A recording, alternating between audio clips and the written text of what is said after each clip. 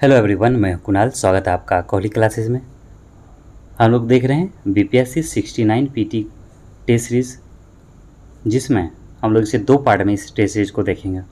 First जो आपका रहेगा ये रहेगा सेक्शन वाइज टेस्ट सीरीज, और फिर दूसरा जो आ जाएगा आपका ये रहेगा प्रैक्टिस सेट। 25 ये भी है और 25 हम लोग इसे भी देखेंगे।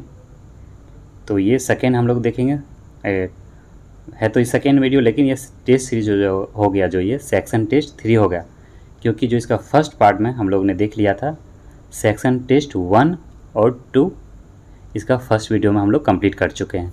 अगर आप लोग नहीं देखे हैं तो उस वीडियो को देख सकते हैं। और चलिए शुरू करते हैं। आज जो होगा हमारा जो टॉपिक है इसमें यह है आधुनिक भारत का इतिहास। जो इसका इम्पोर्टेंट क्वेश्चन है इसमें डील किया गया है, क्योंकि काफ़ी अच्छे क्वेश्चन है इसमें। और आपने हाल में देखा ही होगा बीपीएससी क्या है 68 का भी कितना अच्छा क्वेश्चन आया था, क्योंकि अब लेवल का क्वेश्चन आएगा बीपीएससी में पीटी का। और चलिए देखते हैं क्वेश्चन नंबर 1 से। निम्नलिखित घटनाओं को कालानुक्रम में व्यवस्थित कीजिए और नीचे दिए गए कूट से सही उत्तर चुनिए। पहला, महाराजा हरीश सिंह ने विलय पत्र पर हस्ताक्षर किए। तो विलय पत्र पर कब यह किया गया था हस्ताक्षर? ये किया गया था 26 अक्टूबर 1947 को। दूसरा, भारत का संविधान लागू होता है कब? 26 जनवरी 1950 हो गया। जम्मू कश्मीर की प्रभु सत्ता संपन्न संविधान सभा ने भारत में विलय को अनुमोदित किया। तो इसका जो हो जाएगा पहला सही है। दूसरा पे आ जाएगा भारत का संविधान लागू होता है। तीसरा पे ये वाला हो जाता है, जिसमें संविधान सभा ने क्या हुआ, जम्मू कश्मीर की प्रभु सत्ता संपन्न संविधान सभा ने भारत में विलय को अनुमोदित किया। थर्ड नंबर पर यह घटना होता है। और चौथा हो गया जम्मू कश्मीर राज्य का नया संविधान लागू होता। तो इसका ऑप्शन जो हो जाएगा पहला, दूसरा और तीसरा, अर्थात 1 2 3 4 ये सही क्रम में दिया गया है। तो ऑप्शन सी हो गया इसका। आगे देखेंगे। सूची 1 को सूची 2 से सुमेलित कीजिए और सूचियों के नीचे दिए गए कूट से सही उत्तर को चुनिए। तो इसका जो पहला है इलाहाबाद की संधि। तो इलाहाबाद की संधि कब होता है? ये होता है 1765 में। दो संधि होता है, एक तो होता है आपको 12 अगस्त 1765 को, जिसमें शाह आलम द्वितीय और रॉबर्ट क्लाइव के बीच, और दूसरा एक होता है जो 16 अगस्त को होता है, 16 अगस्त 1765 को। वो किसके बीच होता है? वो होता है Shuja Uddaula versus Robert Clive के बीच में संधि होता है। तो फर्स्ट जो इसका हो जाएगा इलाहाबाद की संधि हो गया 1765 में। और मैंगलोर की संधि, तो मैंगलोर की संधि कब होता है? ये होता है द्वितीय आंग्ल मैसूर युद्ध में, और ये हो जाएगा 1784 में। द्वितीय आंग्ल मैसूर का जो युद्ध होता है वो 1780 से 1784 के बीच चलता है, फिर संधि हो जाता है 1784 में। तीसरा हो गया सलवाई की संधि। तो सलवाई की संधि कब होता है? ये होता है आपको 1782 में। और ये कब होता है? ये मराठा आंग्ल मराठा जो युद्ध होता है प्रथम, उसी दरमियान ये होता है। नेक्स्ट हो गया मद्रास की संधि, 1769 हो गया मद्रास की संधि। और मद्रास की संधि कब होता है? प्रथम आंग्ल मैसूर युद्ध के समय में। चलिए, तो इसका क्या हो जाएगा आंसर? तो इसका आंसर हो जाएगा 2 का हो जाएगा सी। पहला का 4, 1 मिनट, तो फर्स्ट 4 हो गया, बी का 2, सी का हो गया 1, और मद्रास की संधि कब हो जाता है? 1769 में। तो ऑप्शन नंबर सी सही हो गया। क्वेश्चन नंबर 3 देखेंगे। निम्नलिखित ब्रिटिश प्रधानमंत्रियों में से किसने भारत में कृषि मिशन को भेजा था? तो कृषि मिशन को किसने भेजा था? तो रेमसे मैकडॉनल्ड ने भेजा था। कृषि मिशन कब आता है? 1942 में। आगे देखेंगे। निम्नलिखित में से किसने वायसराय की एग्जीक्यूटिव काउंसिल के पुनर्गठन का सुझाव दिया, जिसमें बार मेंबर सहित सभी विभाग भारतीय नेताओं द्वारा धारण किए जाने थे? तो ये भी कृषि मिशन के द्वारा ये सुझाव दिया गया था। आगे देखेंगे। अगर हम लोग बात करें कृषि मिशन का, तो 1 2 पॉइंट देख लेते हैं। जैसे इसका घोषणा जो कर दिया जाता है, ये 11 मार्च को कर दिया जाता है इसका घोषणा। और ये भारत आता है 22-23 मार्च के, ये डेट है, इस बीच में आता है ये भारत, और ये अपना रिपोर्ट सौंपता है 30 मार्च को 1942 का ये सब घटना है। तो भारत आता है, ये घोषणा कर दिया जाता है कब, 11 मार्च 1942 को भारत आता है 22 मार्च को, और रिपोर्ट सौंप पाता है ये अपना कब सौंप देता है, 30 मार्च को। निम्नलिखित घटनाओं को कालानुक्रम अनुसार आरोही क्रम में व्यवस्थित कीजिए। आरोही, एक होता आरोही, एक होता अवरोही। तो ये हो गया बढ़ते क्रम में। तो जो पहले घटनाक्रम हुआ वो बाद में चला जाएगा, एक सीक्वेंस में चलेगा। आरोही मतलब बढ़ते, जैसे मान लीजिए 1920 का कोई घटना है, फिर उसके बाद 1921, तो इस ऐसे जाएगा। तो इसमें हम लोग जो देखेंगे कौन सा घटना कब हुआ था। तो पहला, अगर इसका ऑप्शन जो है ये 20 सही है, 5 का भी, सविनय अवज्ञा आंदोलन। तो ये कब होता है, ये 1930 में हो जाता, 30 में होता है आंदोलन। 12 मार्च से जो 6 अप्रैल के बीच जो चलता है, 6 अप्रैल से ये शुरू हो जाता है सविनय अवज्ञा आंदोलन, 6 अप्रैल 1930 से। गांधी इरविन समझौता कब होता है, ये होता है 5 मार्च 1931 को। और पूना पैक्ट होता है 24 सितंबर 1932 को। तो पूना पैक्ट हो गया 1932, और क्रिप्स मिशन हो गया 1942। तो इसका यही सही हो गया। आगे देखेंगे क्वेश्चन नंबर 6। मुस्लिम लीग एवं भारतीय राष्ट्रीय कांग्रेस के बीच राजनीतिक गतिरोध को दूर करने के लिए CR फार्मूला किसने बनाया था। तो CR फार्मूला राजागोपाली जो था, राजगोपालाचारी, उनके द्वारा ये लाया गया था, ये फार्मूला, जिसे CR फार्मूला कहा जाता है। और ये कब आता है, ये आता है 1944 में आता है। भारतीय स्वतंत्रता संग्राम के दौरान रॉलेट एक्ट ने किस कारण से सार्वजनिक रोष उत्पन्न किया। तो किस कारण से किया था, इसने धर्म की स्वतंत्रता को कम किया, इसने भारतीय परंपरागत शिक्षा को दबाया, और तीसरा है इसने लोगों को बिना मुकदमा चलाए जेल भेजने के लिए अधिकृत किया था। तो यही कारण था जो लोगों में रोष उत्पन्न हो गया था। और रॉलेट एक्ट कब आता है, 1919 में। निम्नलिखित कथनों पर विचार कीजिए।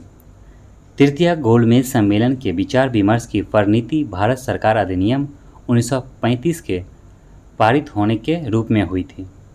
तो हालांकि गोलमेज, सही बात है, जब हो गया था गोलमेज सम्मेलन, उसके बाद ये नहीं, पहले गोलमेज सम्मेलन हो जाएगा तब जाके ये होगा। तो इसका देखा जाए तो इसका फर्स्ट गलत है। तो कौन सा कथन सही पूछा, तो फर्स्ट तो हो गया, ये गलत हो गया। दूसरा, भारत सरकार अधिनियम 1935 ने ब्रिटिश भारत के सूबों और भारतीय रियासतों के एक संघ पर आधारित ऑल इंडिया फेडरेशन के गठन का उपबंध किया। तो ये क्या सही है, ये कह रहा नहीं, ये तो प्रावधान ये किया गया था लेकिन ये लागू नहीं हो सका था। ब्रिटिश भारत के सूबों और भारतीय रियासतों के एक संघ पर आधारित ऑल इंडिया गठन का उपबंध किया था। तो तीसरा देखते हैं, 2 तो लग रहा भाई सही है, 2 सही है। तीसरा देखते हैं, भारत सरकार अधिनियम 1935 का समर्थन तत्कालीन ब्रिटिश भारत के सभी राजनीतिक दलों ने किया था। तो इसे किया गया था सभी के द्वारा, नहीं, सभी के द्वारा कैसे किया जाएगा, कुछ तो होगा ही ना जो नहीं किया होगा। तो इसका जो आंसर हो जाएगा सेकंड तो सही है। पहला इसका देखते हैं एक बार फिर से। तृतीय गोलमेज सम्मेलन के विचार विमर्श की परिणति भारत सरकार अधिनियम 1935 के पारित होने के रूप में हुई थी। हाँ, इसका ये भी सही है। तो इसका फर्स्ट और सेकंड सही है। तो ऑप्शन हो जाएगा सी, हो जाएगा 8 का सी। और निम्नलिखित घटनाएं किस कालानुक्रम में घटित हुई है। तो इसका काल पूछ लिया, पहले कौन आएगा, पहले कौन सा नहीं आएगा।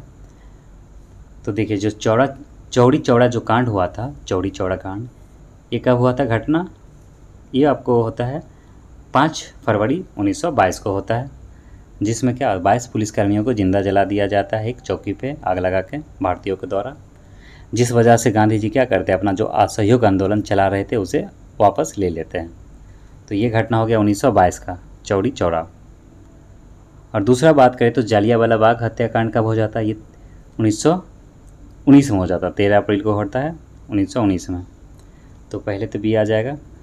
और रोलेक्ट सत्याग्रह, तो ये 1919 में हो गया रोलेक्ट भी। लेकिन जो रोलेक्ट हो जाएगा ये हो जाएगा 6 अप्रैल को, रोलेक्ट ये 6 अप्रैल 1919 को किया जाएगा ये सत्याग्रह। और जलियांवाला बाग हत्याकांड कब हो जाएगा, ये 13 अप्रैल। तो पहले क्या हो जाएगा, पहले हो जाएगा 13 अप्रैल, एक मिनट पहले 6 हो जाएगा ना, 6 अप्रैल फिर 13 होगा। तो 2 चंपारण 1917 हो गया। तो सबसे पहले हो गया 1917 हो गया चंपारण सत्याग्रह। तो 4 फिर आ जाएगा 3 फिर 2 फिर 1, इसका ऑप्शन हो जाएगा सी हो जाएगा, 9 का सी। सूची को मिलाना है 10 का 2 के साथ। प्रथम कर्नाटक युद्ध, प्रथम कर्नाटक युद्ध कब होता है, प्रथम कर्नाटक युद्ध होता है 1746 से लेकर 1748 के बीच में होता है। और इसके साथ जो समाप्त होता है एक्सला चेपल की संधि के द्वारा ये अंत हो जाता है। तो पहला का हो गया, जो ए का हो गया ये 4, तो ए का 4 किस में है, तो यहाँ एक मिनट सी में भी है ए का 4, तो एक तो यहाँ दिख रहा है। दूसरा देखेंगे तृतीय कर्नाटक युद्ध। तो तृतीय कर्नाटक युद्ध होता 1758 से 1758 से ये चलता है। तृतीय कर्नाटक युद्ध 1763 के बीच में चलता है। और इसका जो अंत होता है ये होता है पेरिस के संधि के द्वारा। और द्वितीय कर्नाटक युद्ध ये अनिर्णायक होता है, जो 1749 से 1754 के बीच में चला है।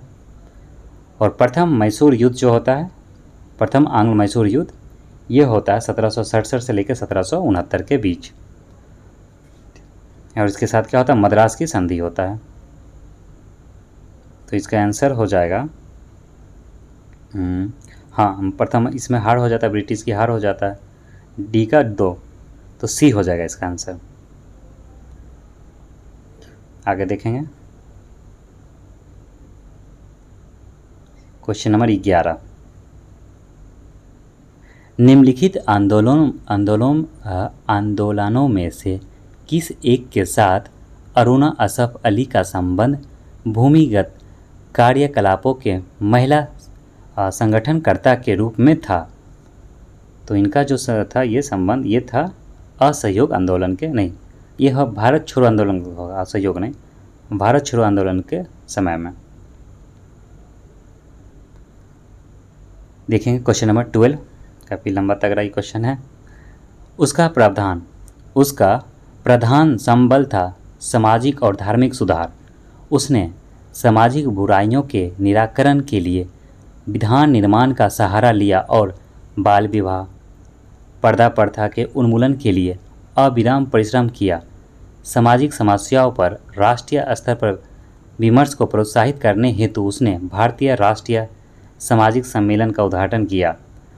उसने अधिवेशन बहुत वर्षों तक भारतीय राष्ट्रीय कांग्रेस के साथ होते रहे। तो उसके जो था अधिवेशन वो उनके साथ होता रहा, किसके साथ, भारतीय राष्ट्रीय कांग्रेस के साथ। उसका उदाहरण में सांकेतिक व्यक्ति है, तो उस व्यक्ति के बारे में पूछा गया, ये सब किनके बारे में ये बोला गया है सारा बात, तो ये हो जाएगा महादेव गोविंद रानाडे के बारे में ये बोला गया है। Question number 13। 1854 की वुड विज्ञप्त अर्थात वुड डिस्पैच जिसको बोला जाता है, वुड डिस्पैच अभिव्यक्त शिक्षा का लक्ष्य था। तो इसका क्या लक्ष्य था, इसका लक्ष्य था भारतीय में पाश्चात्य संस्कृत का प्रचार। तो इसका यही उद्देश्य था।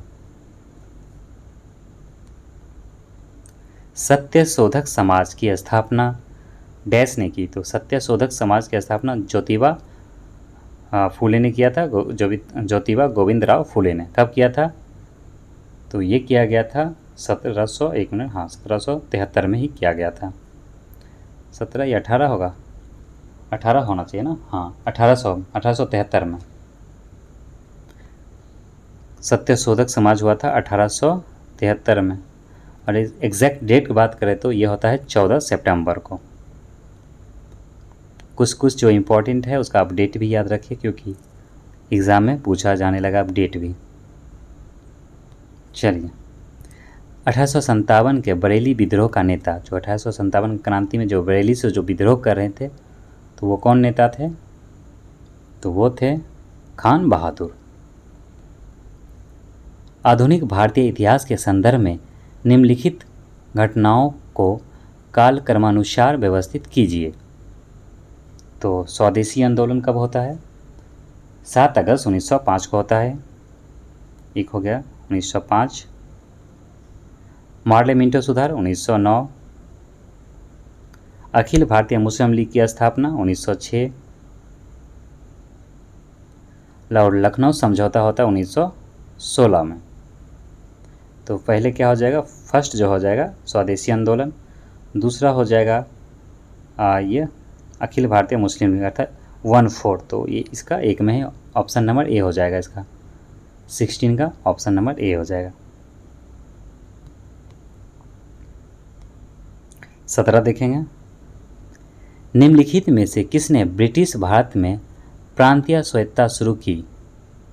तो प्रांतीय स्वायत्तता किसने शुरू किया था? किसके, कौन सा इसमें आया था जो कानून वगैरह? तो ये आ जाता है आपका भारत सरकार अधिनियम 1935 के ही तहत ये शुरू हो जाता है। जबकि केंद्र में क्या कहता है? केंद्र में इसमें द्विसदनीय व्यवस्था कर दिया जाता है, अर्थात केंद्र में द्वि शासन कर दिया जाता है इसमें, और प्रांत को ऑटोनॉमी बनाया जाता है। प्रथम भारतीय शिक्षा आयोग की नियुक्ति किस वायसराय के शासनकाल में हुआ था? तो लॉर्ड रिपन के काल में 1882 जो आता है हंटर कमीशन बनता है जो शिक्षा से संबंधित। भारत में भू राजस्व का अस्थायी बंदोबस्त तथा रैयतवाड़ी प्रणाली क्रमशः आरंभ हुई थी। तो जो अस्थायी बंदोबस्त ये कर्नवालिस समय लाया जाता है 1793 में। और वहीं बात करें हम लोग रैयतवाड़ी, तो ये तो हो गया बंगाल में अस्थायी बंदोबस्त, तो बंगाल हो जाएगा।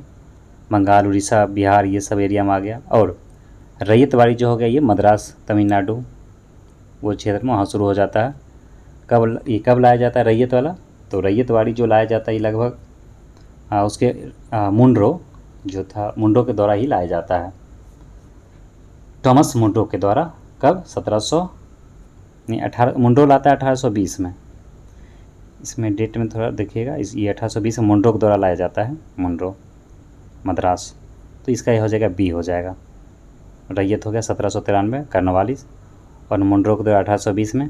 और कहीं कहीं आपको देखने को मिल जाएगा बड़ा महल क्षेत्र जो था इसमें 1792 में ही आ गया था रीड के द्वारा।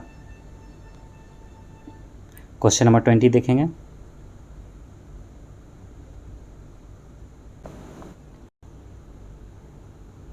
अखिल भारतीय अस्पृश्यता विरोधी लीग, तो ये इसका क्या हो जाएगा? फर्स्ट महात्मा गांधी दिया गया, क्या ये सही है? देखते हैं आगे। अखिल भारतीय किसान सभा स्वामी सदानंद सरस्वती के द्वारा, ये सही है।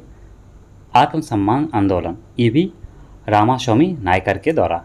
तो इस वक्त इसका जो हो जाएगा बी, और अर्थात दूसरा और तीसरा इसका सही है, ऑप्शन सी हो जाएगा। इसका ये गलत है। चार्टर एक्ट 1813 के संबंध में निम्नलिखित कथनों पर विचार कीजिए। फर्स्ट, एक मिनट,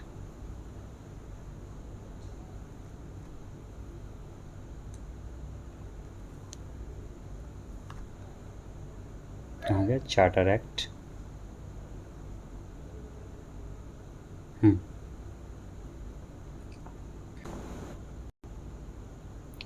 इसने भारत में ईस्ट इंडिया कंपनी के व्यापार एकाधिपत्य को चाय का व्यापार तथा चीन के साथ व्यापार को छोड़कर समाप्त कर दिया था। तो ये बिल्कुल सही है। इसमें क्या किया गया था? जो कंपनी था ईस्ट इंडिया कंपनी, उसका चाय और चीन के साथ तो एकाधिकार बना रहा, लेकिन बाकी इसका एकाधिकार को समाप्त कर दिया गया था। दूसरा देखेंगे, इसने कंपनी द्वारा अधिकार में लिए गए भारतीय क्षेत्रों पर ब्रिटिश राज की संप्रभुता को सुदृढ़ किया। तो ये तो कुछ नहीं लग रहा कोई खास, देखते हैं क्या है। हाँ, भारत का राजस्व अब ब्रिटिश संसद के नियंत्रण में आ गया था। तो जो भारत का राजस्व था वह ब्रिट नहीं, ये नहीं होगा, ये इसका हो जाएगा पहला और दूसरा। तो इसका क्या हो जाएगा, फर्स्ट और सेकेंड। Question number 22।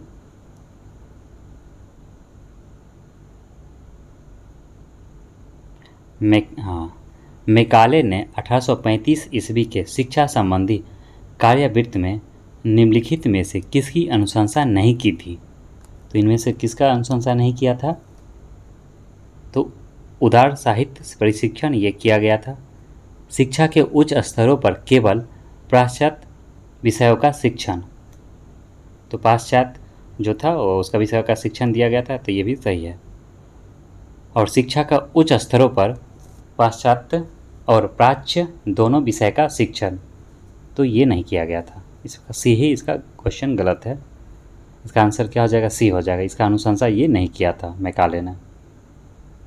इसको डिटेल्स में जब पढ़ोगे तो पता चल जाएगा। चलिए आगे देखते हैं। ट्रेड यूनियन अधिनियम 1926 के उपबंध के अंतर्गत निम्नलिखित में से किस या किन विवादों को व्यवसाय विवाद माना जाता है, देखते हैं।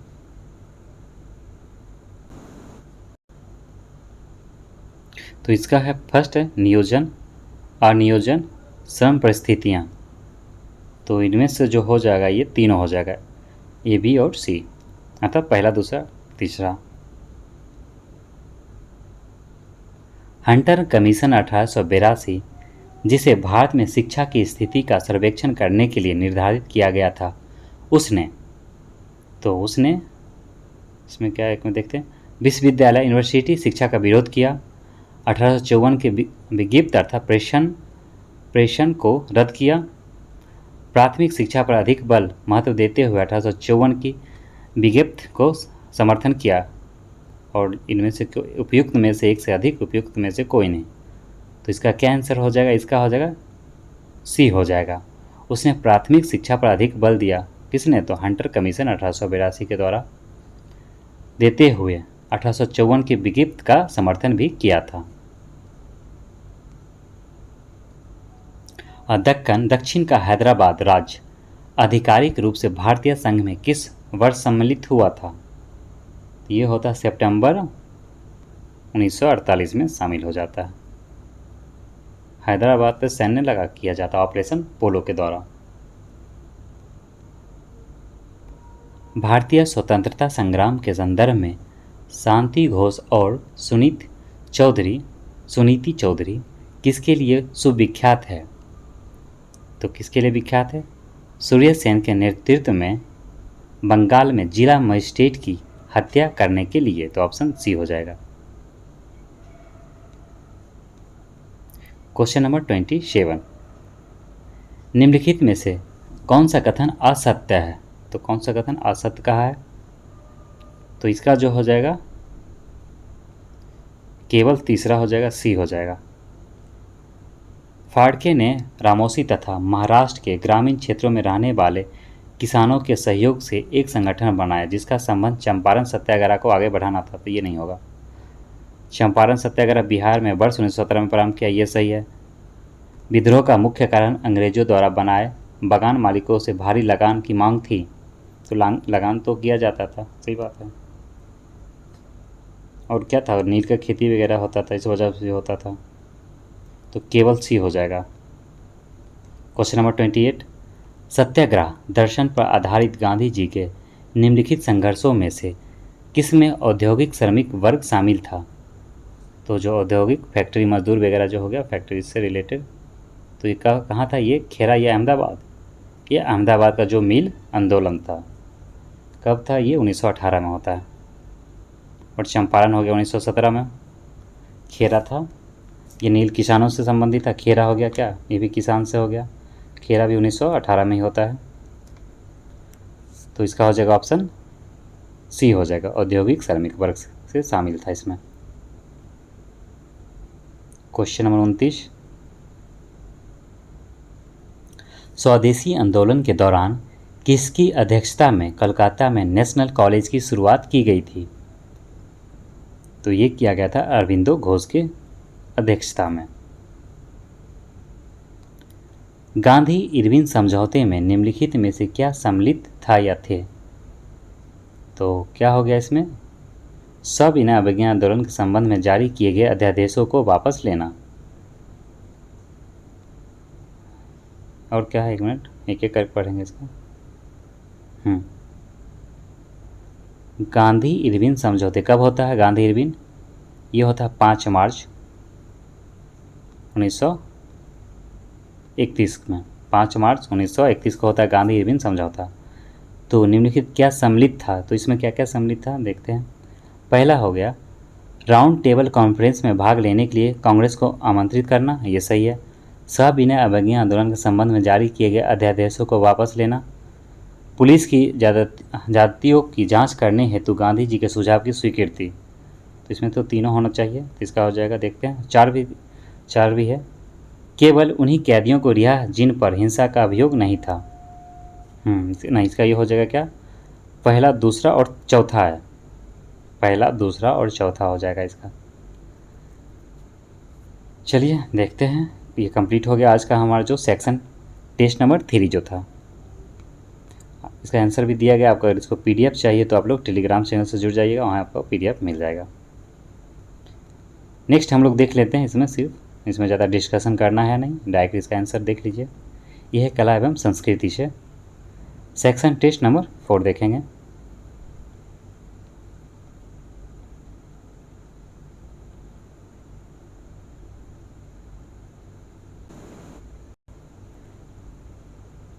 सदियों से भारत में जीवित रही एक प्रमुख परंपरा ध्रुपद के संदर्भ में निम्नलिखित कथनों पर विचार कीजिए।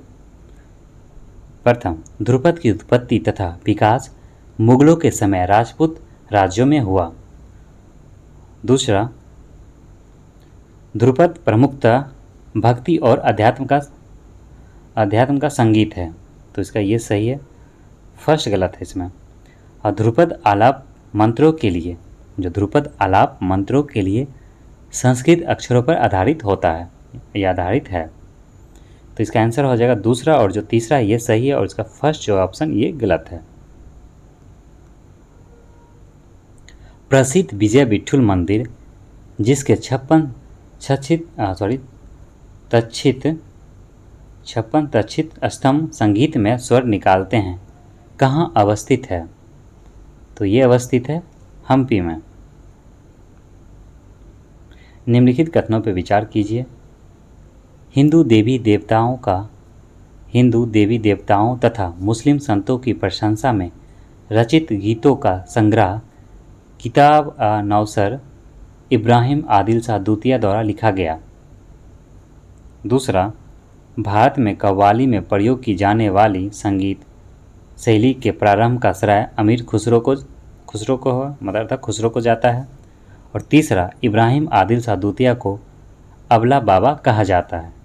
तो इनमें से कौन सा कथन हो जाएगा सही? इसमें जो हो जाएगा ऑप्शन पहला, दूसरा और तीसरा तीनों सही है, तो आंसर बी हो गया।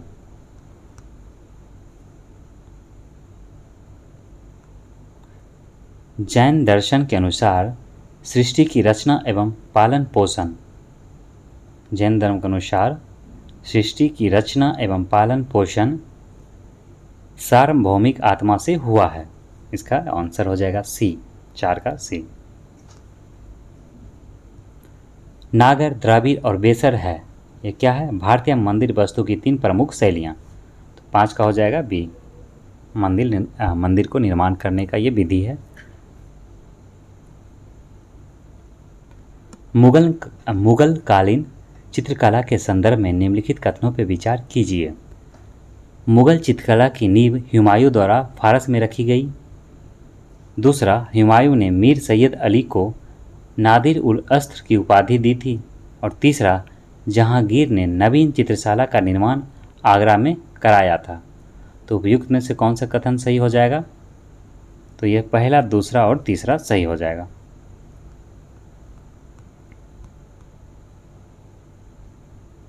निम्नलिखित में से किस युग के चित्रों में शिकार के दृश्य शैल चित्र अधिकता में पाए जाते हैं। तो अधिकता सबसे ज़्यादा जो पाए जाते हैं शिकार करते हुए दृश्य वाले चित्र, तो ये कहाँ, ये हो जाएगा आपका मध्यपाषाण काल में। भारत की संस्कृति एवं परंपरा के संदर्भ में कलारीपायट्टू क्या है? ये कराटा का है, देखते हैं। 8 का हो गया आपका सी हो गया। यह प्राचीन मार्शल कला है, मार्शल आर्ट जो होता है, और दक्षिण भारत के कुछ भाग में जीवंत परंपरा जो अभी भी इसको लोग फॉलो करते हैं। भारत के सांस्कृतिक इतिहास के संदर्भ में पारमिता शब्द का सही विवरण निम्नलिखित में से कौन सा है? पारमिता शब्द का सही विवरण निम्नलिखित में कौन सा हो जाएगा? तो इसका हो जाएगा परिपूर्णतया जिनकी प्राप्ति से बोधिसत्व पथ प्रशस्त हुआ है। व्यवहारिक वेदांत के प्रतिपादक कौन थे? व्यवहारिक वेदांत के प्रतिपादक कौन थे? स्वामी विवेकानंद। 10 का सी हो गया। 11 का देखेंगे। शंकर के दर्शन को डैश कहा जाता है? शंकर के दर्शन को अद्वैतवाद कहा जाता है। जगन्नाथपुरी मंदिर के गर्भगृह में भगवान जगन्नाथ, सुभद्रा एवं बलभद्र की मूर्ति बनी है। पत्थर की, लकड़ी की, धातु की? तो क्या हो जाएगा? लकड़ी की।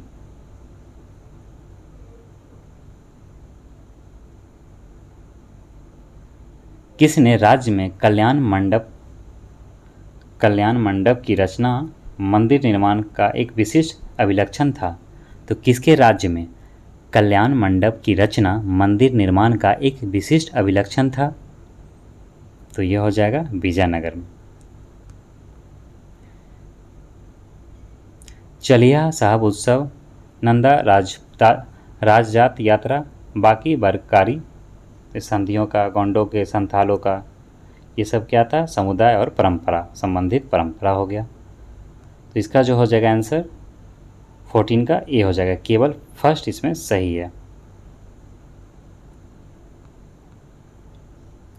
निम्नलिखित में से कौन सा सूर्य मंदिर के लिए प्रख्यात है? तो क्या हो जाएगा इसमें? केवल एक हो जाएगा, अर्शावल्ली हो जाएगा। 15 का हो जाएगा ये। आगे बढ़ेंगे 60 नंबर क्वेश्चन पे। प्राचीन भारत की किस रचना में मालविका और शुंग शासक के प्रेम का विवरण मिलता है? तो किस में मिलेगा? मालविका अग्निमित्रम में मिलता है। 16 का हो जाएगा बी। अजंता और महाबलीपुरम के रूप में ज्ञात 2 ऐतिहासिक स्थानों में से कौन सी बातें समान हैं? तो कौन सी 2 बातें समान हैं? ये जो दोनों ऐतिहासिक स्थल है, तो इसका हो जाएगा, हाँ देखते हैं, इसमें केवल 3 है, अर्थात ये इसमें सही है। दोनों में शिलाकृत स्मारक है, तो इसका मार्क सी हो जाएगा 3 नंबर। 17 हो जाएगा बी। आगे देखें क्वेश्चन नंबर 18। कलमकारी चित्रकला निर्दिष्ट करती है? कलमकारी चित्रकला निर्दिष्ट करती है, तो क्या निर्दिष्ट करती है? दक्षिण भारत में सूती वस्त्र पर हाथ से की गई चित्रकारी को।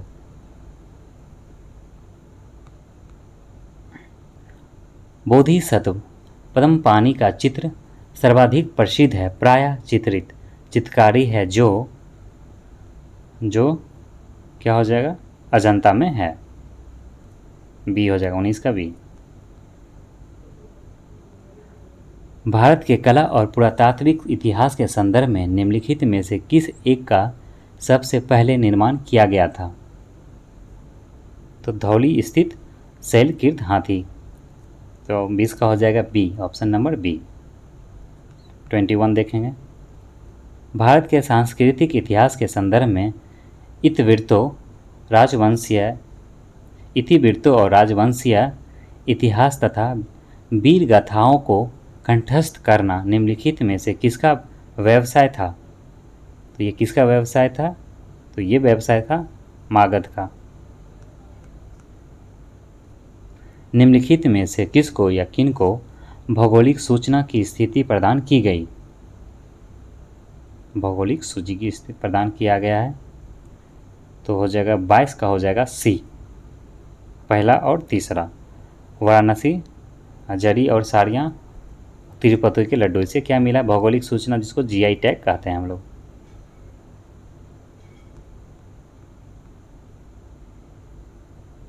मंगानियार के नाम से जाने जाने वाला लोगों का समुदाय, मंगानियार के नाम से जाना जाने वाला लोगों का समुदाय, तो ये कहाँ है?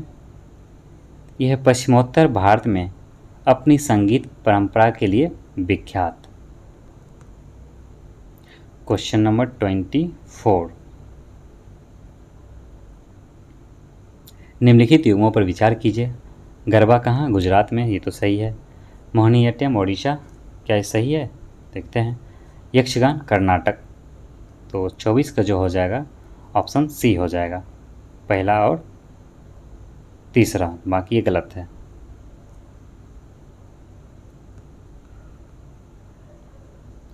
विख्यात सत्य नृत्य के संदर्भ में निम्नलिखित कथनों पर विचार कीजिए। तो इसका हो जाएगा जो सत्य संगीत, नृत्य तथा अभिनय का सम्मिश्रण है, तो फर्स्ट सही है इसका। दूसरा देखेंगे, यह असम के वैष्णवों की सदियों पुरानी जीवंत परंपरा है, तो ये भी सही है।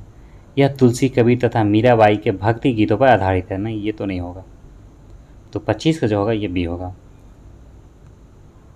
पहला और दूसरा इसका बी हो गया। 26 का देखेंगे, भारत में बौद्ध इतिहास, परंपरा और संस्कृति के संबंध में निम्नलिखित युग्मों पर विचार कीजिए। टाबो मठ और मंदिर संकुल, स्पीति घाटी, लाहोत्सव लखांग मंदिर, जस्कर घाटी, अल्दी मंदिर संकुल, ये कहाँ है? लद्दाख। तो उपयुक्त में से कौन सा सही सुमेलित है? तो 26 का हो जाएगा सी, पहला और तीसरा, बाकी गलत है। निम्नलिखित भक्ति संतों का कौन सा सही आरोही अनुक्रम है? तो 27 का हो जाएगा ये शंकराचार्य, फिर रामानुजाचार्य, फिर चैतन्य। प्राचीन भारत में बौद्ध मठों में पवरन नामक समारोह आयोजित किया जाता था, जो क्या था? वर्षा ऋतु में मठों में भिक्षुओं द्वारा अपराध की स्वीकृति, मतलब इसमें जो वर्षा ऋतु क्या होता है, कोई भी भिक्षु अपना अपना अपराध को स्वीकार करता था एक मंच पे आके सभी के सामने में, ये इंपॉर्टेंट है, याद रखिएगा। पवरन। क्वेश्चन नंबर 29 देखेंगे। न्याय हो गया और इधर दिया प्रणेता, दर्शन, इधर प्रणेता। क्वेश्चन नंबर है ये 29, तो 29 जो हो जाएगा देखते हैं। न्याय किसका था? न्याय हो जाएगा गौतम का। सांख्य हो जाएगा कपिल, योग तंजलि, वेदांत शंकराचार्य, तो ए हो जाएगा। क्वेश्चन नंबर 30, निम्नलिखित कथनों पर विचार कीजिए। सारनाथ में सिंह स्तंभ का निर्माण अशोक ने करवाया। अशोक का सिंह स्तंभ भारत का राजकीय चिन्ह है। अशोक के सिंह स्तंभ में 4 सिंह अंकित है, तो इसमें सही है, तो इसका सी होना चाहिए, सी है, सही बात। देखिए इसका आंसर भी दिया है। ठीक है, चलिए आज हम लोग कंप्लीट कर लिए और सेक्शन टेस्ट 3 और 4। ठीक है दोस्तों, वीडियो अच्छी लगे तो आप लोग लाइक कीजिए। आप लोग लाइक नहीं करते हो यार, लाइक कीजिए वीडियो को और शेयर भी कीजिए अपने दोस्तों को। और आप चैनल पर नए हैं तो हमारे चैनल को ज़रूर सब्सक्राइब कर लीजिए। मिलते हैं हम लोग नेक्स्ट वीडियो में, तब तक के लिए आप सभी का धन्यवाद।